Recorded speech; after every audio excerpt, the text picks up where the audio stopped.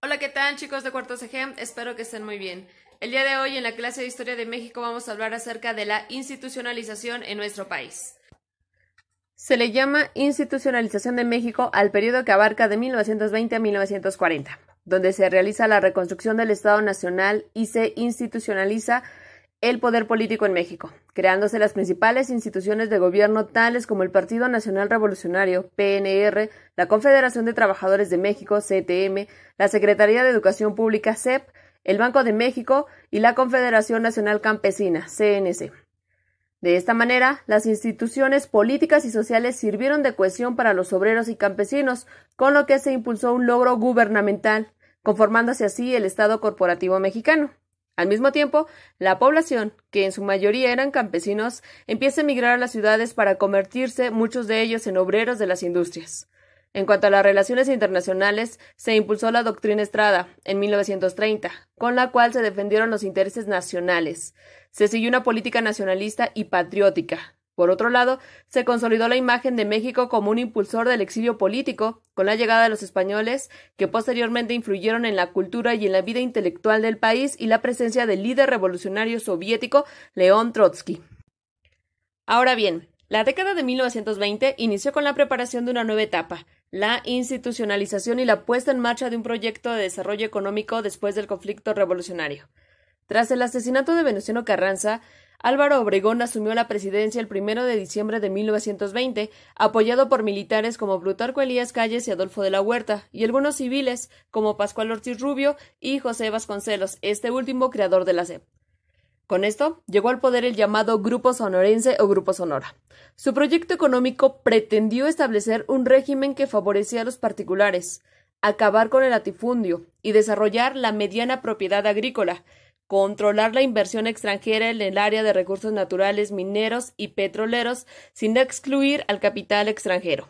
Encontrar solución a los problemas económicos que debido a la destrucción eran múltiples y complejos, entre ellos el atraso a las vías de comunicación, la quiebra de la pequeña minería y de la industria petrolera. En el aspecto social, prevalecía la inseguridad en los caminos y en el campo, lo que dificultaba la recuperación. Obregón tuvo el apoyo de los campesinos y fomentó leyes agrarias creando la Liga Nacional Agrarista y propuso la creación del ejido y la propiedad privada. México continuaba siendo predominantemente agrícola y la incipiente industria que se desarrollaba en ciudades como Monterrey, Guadalajara y México hizo que apareciera un proletariado industrial. En este tema, el movimiento obrero fue controlado mediante la Conferencia Regional Obrera Mexicana, la CROM, encabezada por Luis Napoleón Morones. En el terreno de la educación y la cultura se dio la creación de la SEP, con lo cual se dio inicio a la federalización de la educación. Obregón invitó al entonces rector de la Universidad Nacional, José Vasconcelos, que rigiera el desarrollo educativo y cultural en el país, e impulsara un proyecto educativo en todos los niveles, con la creación de un departamento escolar, bibliotecas y archivos. Vasconcelos, asiduo a la cultura, tenía la intención de crear en el país un ambiente progresista mediante la lectura de clásicos de la literatura y la filosofía universal y nacional. Fomentó entonces el muralismo mexicano en los principales edificios públicos. Y con ello se estimula el nacionalismo mexicano. La situación internacional se agravó porque Estados Unidos no quiso tratar con Adolfo de la Huerta y las relaciones entre ambos países se rompieron. A esto se le unió Francia, Inglaterra y España, quienes cobraron una indemnización por los daños causados a sus ciudadanos y por la deuda externa. Así, las naciones extranjeras se veían en la posibilidad de expropiar, lo que ocasionó la firma del Convenio de la Huerta-Lamont y los tratados de Bucareli, con los cuales México reconocía la deuda. Se comprometía a no aplicar retroactivamente el artículo 27 constitucional y a pagar en efectivo la expropiación y a resolver las pérdidas o daños reclamados por los ciudadanos estadounidenses de la fecha del 20 de noviembre de 1910 al 31 de mayo de 1920. Al igual, se dieron conflictos entre la Iglesia y el Estado. Al acercarse el fin del periodo obregonista, este apoyaba a Plutarco Elías Calles. Sin embargo, Adolfo de la Huerta también aspiraba a la presidencia.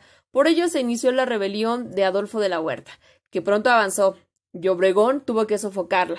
El gobernador de Yucatán, como consecuencia, tuvo que ser ejecutado. Se dieron las elecciones y Plutarco Elías Calles ocupó la presidencia de 1924 a 1928. Cuando Calles llegó a la presidencia, tuvo como principal finalidad eliminar el caudillismo mediante la institucionalización de la actividad política, imitando el poder de los caudillos locales y unificando en una sola confederación a todos los trabajadores del país, controlando así las demandas de obreros y campesinos. Economía. Durante su gobierno se llevó a cabo una reforma para mejorar los ingresos estatales, reorganizando el sistema fiscal y el establecimiento de un sistema bancario que estimulara la inversión y la actividad económica, así como la reestructuración del crédito interior y exterior. Así, el gobierno creó varias instituciones bancarias, como el Banco de México, la Comisión Nacional Bancaria y el Banco de Crédito Agrícola, entre otros. En este periodo también se creó el impuesto sobre la renta, creando el sistema para gravar a quienes reciben mayores ingresos.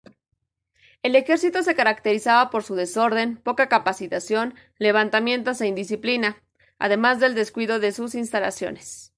Era imprescindible una reforma en este sector.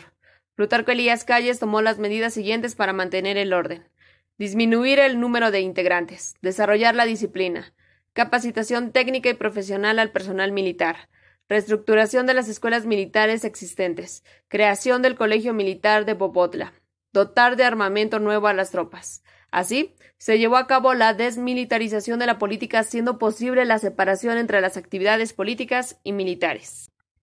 Política agraria. De acuerdo a su experiencia, Calles favoreció a la pequeña propiedad agrícola en perjuicio del ejido o la propiedad comunal. Esto fue expresado en la Ley Reglamentaria de Tierras Ejidales y la Constitución del Patrimonio Parcelario Ejidal, en donde se planteaba la división obligatoria de las tierras comunales y ejidales en parcelas individuales, conocida también como Ley Bassols. En cuanto a la Iglesia, esta, que había conservado sus privilegios hasta la Reforma y no había sido afectada en el control que ejercía en la población, sobre todo en el campo, sufrió una pugna con el Estado. Con Calles se dieron corrientes anticlericales y disposiciones que afectaban sus intereses políticos. Así, Calles se manifestó anticlerical porque la Iglesia pretendía tener injerencia en el sindicalismo, en los problemas agrarios y había propuesto crear la Iglesia mexicana con el apoyo del gobierno. Todo ello motivó a que el presidente se pronunciara por la aplicación del artículo 130, por el registro de todos los sacerdotes ante gobernación y que se diera la ruptura entre la Iglesia y el Estado en julio de 1926. Estos hechos provocaron la rebelión cristera, organizada por la Liga Nacional de la Defensa de la Libertad Religiosa, que se expresó especialmente en la parte central del país: Guanajuato, Jalisco, Michoacán, Colima y Zacatecas. Esta lucha duró cerca de 3 años. Al finalizar el periodo callista, este pretendía la reelección y ampliar el periodo de 4 a 6 años. Se reformó el artículo 83 de la Constitución, resultando electo presidente Obregón el 1 de julio de 1928, pero ese mismo mes fue asesinado por un fanático religioso llamado José León Toral. El Congreso entonces nombró a Emilio Portes Gil presidente provisional, iniciando con él el Maximato, periodo que comprende de 1928 a 1934. Se llama así porque Plutarco Elías Calles, el jefe máximo de la revolución, tuvo realmente el poder aún sin ser el presidente, es decir, gobernó sin ocupar la silla presidencial. Y este periodo abarca los gobiernos de Emilio Portes Gil, Pascual Ortiz Rubio y Abelardo L. Rodríguez. Prácticamente manipulaba a su antojo. Dentro de la historia se le dio el sobrenombre de títeres o peleles en las manos del jefe máximo. Este periodo terminó cuando Lázaro Cárdenas llega al gobierno. Entonces, logra expulsar del país a Plutarco Elías Calles, permitiéndole a Cárdenas comenzar realmente su gobierno. Espero que el tema que vimos hoy les haya ayudado a disipar las dudas que se tienen acerca de la historia de México y no se les olvide realizar su misión. Nos vemos en la siguiente clase y que estén muy bien. Cuídense mucho, por favor.